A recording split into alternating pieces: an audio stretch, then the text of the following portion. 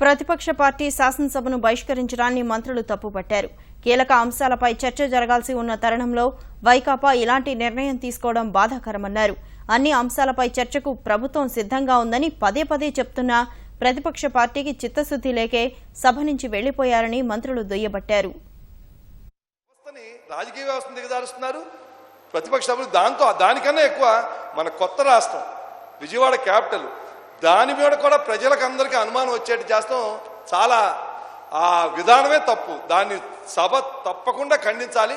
ఇట్లాంటివి జరిగితే రాష్ట్రానికి కొత్తగా వచ్చింది, ఈ రాష్ట్రానికి ఇబ్బందులు వస్తాయి. కాబట్టి తప్పకుండా ఈ సభ దాన్ని ఖండించాలని కోరుతున్నాను అధ్యక్ష. చాలా వ్యవహారాలు ఉన్నాయి, అసెంబ్లీలో మొత్తం కడిగేస్తామని చెప్పి ప్రతిరోజు మాట్లాడారు.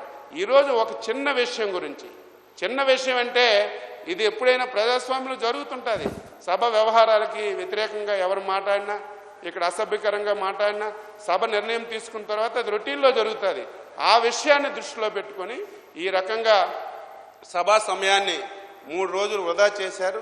ఇవాళ జగన్మోహన్ రెడ్డి పలాయనావాదం, బాక్సైట్లో పెన్నా ప్రతాప్ రెడ్డితో రాజశేఖర రెడ్డి గారి కుటుంబం కొన్న సంబంధాలు, ఆ రోజు జరిగిన లావాదేవీలన్నీ కూడా బయటకు వస్తాయి. ప్రభుత్వం కడిగేస్తుందనే భయంతో ఈరోజు జగన్మోహన్ రెడ్డి బయటికి పారిపోయిన పరిస్థితి ఉంది అధ్యక్ష. ఇప్పుడు ఈ రోజున ప్రతిపక్ష నాయకులు గారు మాట్లాడేది ఎట్లా ఉందంటే అధ్యక్ష, ఎంత చేసినా సరే ఒక లేడీగా ఆమె సపోర్ట్ లేకపోతే ఆయన ఏమి నడిపించలేని పరిస్థితుల్లో ఈ రోజున ఒక జూనియర్ ప్రతిపక్ష నాయకులుగా ఉన్నారు అధ్యక్ష.